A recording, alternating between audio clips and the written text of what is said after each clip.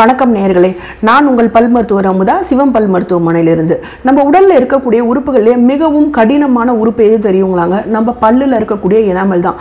அப்படிப்பட்ட எனாமலையே வல்லவர்களான நம்ம எப்படி தேய்ச்சி பல்லுல ஒரு கூச்சம் வலி எல்லாத்தையும் வர வைக்கிறோன்றதை நம்ம இந்த காணொலி மூலமா தெரிஞ்சுக்கலாம். இதுக்கான தீர்வுகளையும் நம்ம இந்த காணொலியில பார்க்கலாம். வாங்க காணொலிக்குள்ள போகலாம்.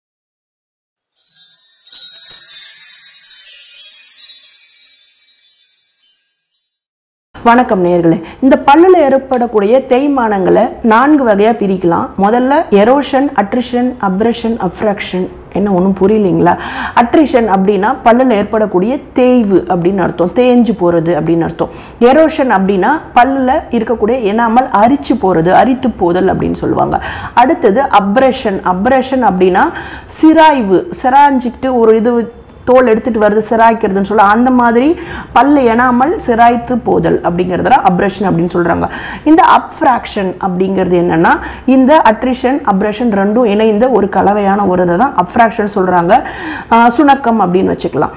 இப்ப இந்த 4 வகையான ஒரு பல் தேய்மானங்களை பத்தி விளக்கமா பார்க்கலாம் வாங்க.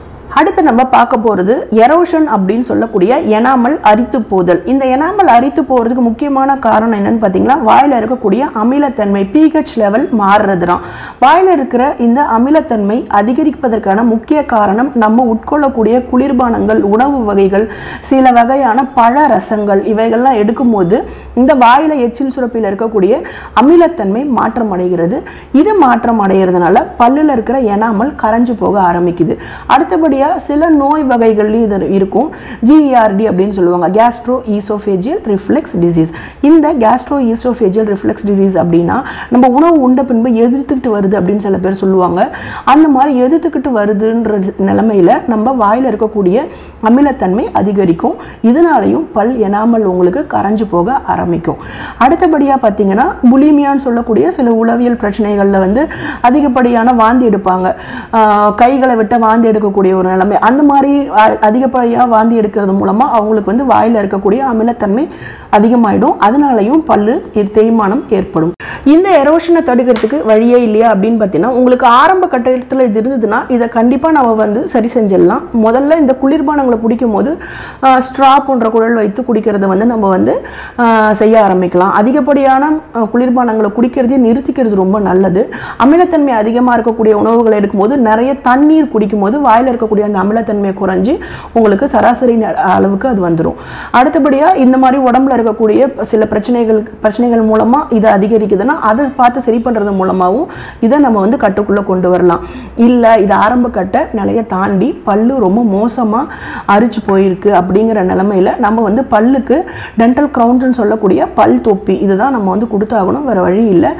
முதற்கட்டத்திலே இருக்குது, சில ஓட்டைகள் மாதிரி இருக்குது அப்படிங்கிற பட்சத்தில் நம்ம அந்த பல்லை டென்டல் சிமெண்ட் வச்சு நம்ம அடைத்து சரி செஞ்சுக்கலாம். இதுக்கும் முன்கட்டமாக லேசாக தான் அரிச்சு போயிருக்கு அப்படிங்கிற பட்சத்தில் நம்ம ஃப்ளூரைட் வார்னிஷ் இல்லை ஃப்ளூரிடேட்டட் மவுத் வாஷோ இல்லை பல் தேய்க்கிறதுக்கான பர்பஸையோ ஃப்ளூரிடேட்டட் பர்பஸையோ இது கொடுத்தே கூட இதை சரி பண்ணிட முடியும். இது எந்த கட்டத்தில் இருக்குதுன்றதை பொறுத்து தான் உங்களோட சிகிச்சை அமையும். அடுத்து நம்ம பார்க்க போகிறது அட்ரிஷன் அப்படின்னு சொல்லக்கூடிய எனாமல் ஏற்படக்கூடிய அந்த தேய்வு. இந்த தேய்வுனால என்ன ஆகுது அப்படின்னு பார்த்தீங்கன்னா, உங்களுக்கு எனாமல் தேஞ்சு போய் எனாமல் நம்மளுக்கு கடினமான ஒரு உறுப்புன்னு சொன்னேன் இல்லையா, அந்த எனாமல் நம்ம தேஞ்சு போனதுக்கப்புறம் உள்ளே இருக்கக்கூடிய இந்த டென்டின் வெளியே தெரிய ஆரம்பிக்குது. இந்த டென்டினுக்கு உங்களுக்கு நரம்போட ஒரு உணர்வுகள் இருக்கும். அதனால உங்களுக்கு பல் கூச்சம், பல் வலி இதெல்லாம் இந்த எனாமல் போனதுக்கப்புறம் டென்டின் வெளியே தெரியறது மூலமா அதிகமாக காணப்படும். ரொம்ப ஒரு கூச்சம் இருக்கக்கூடிய ஒரு நிலை இந்த அட்ரிஷன்ல காணப்படும். பல் ரொம்ப கூசுதுன்னு சொல்றவங்களை நீங்க பார்த்தீங்கன்னா அந்த பல் கண்டிப்பாக தேய்மானம் அதிகமாக இருக்கக்கூடிய ஒரு காரணம் இருக்கும். இந்த பல் தேய்மானம் உங்களுக்கு வயோதிகத்தில் அதிகமாக காணப்படலாம். இது ஒரு இயற்கையான விஷயம் தான். ரொம்ப நாள் உபயோகத்தில் இருக்கிறதுனால பல்லு தேஞ்சு போயிடுறது ஒரு இயற்கையான ஒரு விஷயம் தான். இந்த மாதிரி வயோதிகத்தில் தேஞ்சு போறவங்களுக்கு நம்ம பல் கிரவுன் பல் தொப்பின்னு சொல்லக்கூடிய இந்த கேப் கொடுக்கறது மூலமா நம்ம இதை சரி பண்ணிக்கலாம். இந்த வயோதிகத்தை தாண்டி பல்லு தேஞ்சு போகிறதுக்கான காரணம் என்ன அப்படின்னு பார்த்தீங்கன்னா, நம்ம பல்லு வாய் நம்ம மூடி இருக்கும்போது மேல் தாடைக்கும் கீழ் தாடைக்கும் வரைக்கும் ஒரு இடைவெளி இருக்கணும். அப்படி இல்லாமல் நம்ம பல நேரங்களில் பல்ல கடிச்சிக்கிட்டே இருக்கிறது மூலமாக பல்லு வந்து தேய ஆரம்பிக்கும். நைட் கிரைண்டிங் அப்படின்னு சொல்லுவாங்க. இரவு நேரங்களில் பல பேர் வந்து பல்ல நரநரன்னு கடிக்கிறது கேட்குது அப்படின்னே சொல்லுவாங்க. இந்த மாதிரி ஒரு நைட் கிரைண்டிங் இருக்கிற பேஷண்ட்ஸுக்கு வந்து பல்லு வந்து ரொம்ப தேஞ்சிருக்கும். அடுத்தபடியாக பார்த்தோம்னா நம்ம வந்து ஒரு மேல் பல்லில் வந்து ஒரு கேப் போட்டிருக்கோம், பல் தொப்பி போட்டிருக்கோம்னு வச்சுக்கோங்களேன். கீழே வந்து ஒரு இயற்கையான பல் இருக்குன்னா அந்த பல் தொப்பி சரியாக அந்த இடத்துல உட்காராம கொஞ்சம் அதிகமான ஒரு கீழே இறங்கி இருக்கும்போது இந்த இயற்கை பல் அது படப்பட அந்த இயற்கை பல் தேஞ்சு போகிறதுக்கான வாய்ப்பு இருக்குது. அதனால் உங்கள் பல்லுக்கு நீங்கள் கேப்பை போடும்போது உங்கள் பல் மருத்துவர்கிட்ட அதை வந்து சொல்லி தேய்வு உராய்வுலாம் இருந்ததுன்னா சொல்லி அதை சரி பண்ணிக்கோங்க. சரி, இந்த பல்லு வந்து தேஞ்சு போச்சு, இப்போ நம்ம இதுக்கு என்ன பண்ணலாம் அப்படின்னு பார்த்தீங்கன்னா, பல்லுக்கு நான் முன்னாடி சொன்ன மாதிரியே பல்லு ரொம்ப அதிகப்படியாக தேயாமல் ஓரளவுக்கு சுமாராக தான் தேஞ்சிருக்குன்றப்ப நம்ம வந்து ஃப்ளூரிடேட்டட் பேஸ்ட், ஃப்ளூரைடு இருக்கக்கூடிய ஒரு பல் பசையோ இல்லை வந்து வார்னிஷோ அந்த மாதிரி வந்து நம்மளுக்கு பல்லு மேலே தடவும் போது இது வந்து உங்களுக்கு ஓரளவுக்கு கூச்சம் உங்களுக்கு சரியாகும். இல்லை பல்லில் வலியே வந்துருச்சு, பல்லு ரொம்ப தேஞ்சு போயிடுச்சு, எனாமல் தாண்டி டென்டினியும் ரொம்ப வந்து தேய ஆரம்பிக்குது, ரொம்ப வலி கொடுக்குது அப்படிங்கிற பட்சத்தில் நம்ம வந்து பல்லுக்கு கேப்பு போடுறதை தவிர வேற வழி கிடையாது.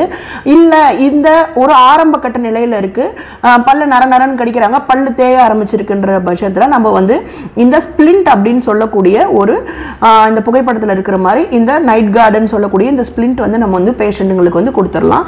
இதை போட்டுக்கிறதுமா பல்லு இரவில் வந்து அந்த உராய்வை வந்து நம்ம தடுக்கிறது மூலமாக பல்லு தேயறதையும் நம்ம தடுக்க முடியும். கண்டிப்பாக உங்களுக்கு தெரிஞ்ச யாராவது இந்த மாதிரி நைட்டில் நரன்னு பல்ல கடிக்கிறாங்கன்னா அவங்க வந்து ஒரு பல் மருத்துவரை சந்திச்சு இந்த மாதிரி ஒரு அக்ளூசல் ஸ்பிளிண்ட் வந்து போட்டுக்க சொல்லுங்க. அடுத்தபடியாக நம்ம பார்க்க போகிறது இந்த டென்டல் அப்ரேஷன் சொல்லக்கூடிய எனாமல் சிராய்த்து எடுத்தல். எப்படி நம்ம பண்ணுறதுனா, நம்ம அதிகப்படியான அழுத்தம் கொடுத்து பல்ல விளக்குறது மூலமாக பல்லில் இந்த கழுத்து பகுதி, அதாவது ஈரும் பல்லும் இணையக்கூடிய இந்த பகுதியில் ஏற்படக்கூடிய தேய்மானத்தை தான் டென்டல் அப்ரேஷன், பல் சிராய்வு அப்படின்னு சொல்கிறோம். இந்த பல் சிராய்வை வராமல் எப்படி தடுக்கலாம் அப்படின்னு பார்த்தீங்கன்னா, நம்மள கையில் தாங்க இருக்குது, நம்ம கையில் இருக்கிற ப்ரஷ்ல தான் இருக்குது. இந்த பல் துளக்கியை அதிகமான ஒரு அழுத்தம் கொடுத்து தேய்க்கிறத நம்ம வந்து முதல்ல நிறுத்தணும். பல்லை எப்படி விளக்கணுன்ற முறையை கற்றுக்கணுங்களா, நம்ம இதில் சேனலில் இருக்கக்கூடிய அந்த ஒரு காணொலியை பார்த்து தெரிஞ்சுக்கோங்க. இந்த பல் விளக்கக்கூடிய முறைப்படி பல்லை விளக்குறது மூலமாகவும் இந்த பல்லில் இருக்கக்கூடிய பிரிசில், சாஃப்ட் பிரிசில் அப்படின்னு சொல்லக்கூடிய இந்த பல் துளக்கிகளை வாங்கி உபயோகப்படுத்துறது மூலமாகவும் நம்ம வந்து இந்த பல் சிராய்வுன்னு சொல்லக்கூடிய டென்டல் அப்ரேஷன்லேருந்து தப்பிச்சுக்கலாம். சரி, நம்ம வந்து பண்ணிட்டோம், பல்லு வந்து ரொம்ப தேஞ்சு அந்த இடம் மட்டும் ரொம்ப கூச ஆரம்பிக்குது, பார்த்தாலே கண்ணாடியில் பார்த்தாலே ஈருக்கும் பல்லுக்கும் இடையில இந்த மாதிரி பல்லை எடுத்த மாதிரி ஒரு குழியாக தெரியுது அப்படின்னீங்கன்னா இதை வந்து எப்படி சரி பண்ணலாம்னா, ஃபில்லிங்ஸ், டென்டல் ஃபில்லிங்ஸ்ன்னு சொல்லுவோம். டென்டல் சிமெண்ட்ஸ் வச்சுட்டு அந்த இடத்த வந்து உங்களுக்கு ஃபில் பண்ணுறது மூலமாக நம்ம வந்து இதை சரி பண்ணிக்கலாம். இல்லை லேசாக தான் அப்படி இருக்குன்ற பட்சத்தில் நம்ம வந்து ஃப்ளூரைட் வார்னிஷ் அந்த மாதிரி வந்து நம்ம போட்டு இதை வந்து நம்ம சரி பண்ணிக்க முடியும். அடுத்தபடியாக நம்ம பார்க்க போகிறது அப்ஃப்ராக்ஷன். அப்ஃப்ராக்ஷன் அப்படிங்கிறது வந்து கொஞ்சம் விளக்கமாக சொல்லணும். இந்த புகைப்படத்தை பாருங்கள். இப்போ அப்ரேஷன் சொன்னேன் இல்லைங்களா, பல் ஈருக்கும் பல்லுக்கும் இடையில சின்னதாக ஒரு சிராச்சி எடுத்த மாதிரி இருக்கிறது தான் அப்ரேஷன். அப்ஃப்ராக்ஷன் அப்படின்னா என்னன்னா, இந்த பல்லுக்கும் ஈருக்கும் ஈரை தாண்டி கூட சில நேரத்தில் ஒரு குழியா ஒரு ஸ்பூனை வச்சு இப்படி உள்ளேந்து தோண்டி எடுத்த மாதிரி ஒரு குழியான ஒரு அமைப்பு ஏற்படுறத பேர் தான் அப்ஃப்ராக்ஷன் அப்படின்னு சொல்றாங்க. இந்த மாதிரி ஒரு சூழ்நிலை இருக்கிறது வந்து பல் அழுத்தி விளக்குறதுனால வரது கிடையாது. இது வரதுக்கான முக்கிய காரணி நம்ம பல்லு வந்து ஒரு சீட் ஆகுறதுன்னு சொல்லுவோம், அக்ளூஷன் சொல்லுவோம். நம்ம பல்லோட கடிமானம், இந்த பல்லோட கடிமானத்தை நம்ம மாற்றி பண்றது மூலமா பல்லுக்கு போகக்கூடிய அந்த அழுத்தம் வந்து திசை மாறி போறதுனால அந்த இடத்துல ஒரு தொடர்ச்சியான ஒரு அழுத்தம் இருந்துகிட்டே இருந்து அங்க இருக்கக்கூடிய சின்ன சின்ன துகள்களா அந்த இடம் செதறி அங்க ஏற்படக்கூடிய அந்த ஒரு குழி தான் இந்த அப்ஃப்ராக்ஷன் அப்படின்னு சொல்றோம். இந்த மாதிரி அப்ஃப்ராக்ஷன் இருக்கும்போது நம்ம வந்து இந்த அப்ரேஷனில் பண்ணுற மாதிரி ஒரு பல் சிமெண்ட்டை வச்சுட்டு அந்த இடத்த நம்ம வந்து அடைச்சிட்டா கண்டிப்பாக அந்த இடத்துல இருக்கிற அந்த ஃபில்லிங் வந்து அப்படியே வந்து உங்களுக்கு வந்துடும். பல்ல வந்து நீங்கள் அடைச்சிட்டோன்னு நினச்சிட்டு வந்திருப்பீங்க, ஒரே வாரத்தில் அப்படியே அதை எடுத்துகிட்டு வந்துருச்சு டாக்டர் அப்படின்னு சொல்லிட்டு வந்து இருப்பாங்க. இது என்ன விஷயம்னா, அட்ரிஷனுக்கும் அப்ஃப்ராக்ஷனுக்கும் இருக்கக்கூடிய இந்த வித்தியாசம் தான். பல்லில் எங்கேயோ மாறி அழுத்தம் ஏற்படுகிறது. இந்த அழுத்தத்தை எங்கன்றதை கண்டுபிடிச்சு சரி பண்ணி அதுக்கப்புறம் அந்த பல்லை அடைச்சா அது நிற்குமே தவிர இந்த அழுத்தத்தை சரி பண்ணாமல் நம்ம வந்து இந்த அப்ராக்ஷன் கேசஸை வந்து நம்ம வந்து பல் அடைக்கிறத வந்து செஞ்சோன்னா அங்கே இருக்கக்கூடிய ஃபில்லிங் திரும்ப திரும்ப வந்துக்கிட்டே தான் இருக்கும், திரும்ப திரும்ப நம்ம வந்து அடைச்சிக்கிட்டே தான் இருப்போம். அதனால் இதை வந்து தெளிவான ஒரு டயக்னோஸ் பண்ணி இதை வந்து நம்ம சரி பண்ண வேண்டிய ஒரு இது கடமை நம்மளுக்கு இருக்குது. இப்போ உங்களுக்கு பல்லில் ஏற்படக்கூடிய தேய்மானங்கள் என்னென்ன வகை, அதை எப்படிலாம் இது பண்ணலான்னு சொல்லிட்டு பல பேருக்கு நீங்கள் ஒரு அறிவுறுத்தல் சொல்லி கொடுக்குற அளவுக்கு நான் உங்களுக்கு சொல்லி கொடுத்துருக்கேன்ற ஒரு நம்பிக்கையோடு உங்ககிட்ட இருந்து விடைபெறுகிறேன். நன்றி, வணக்கம்.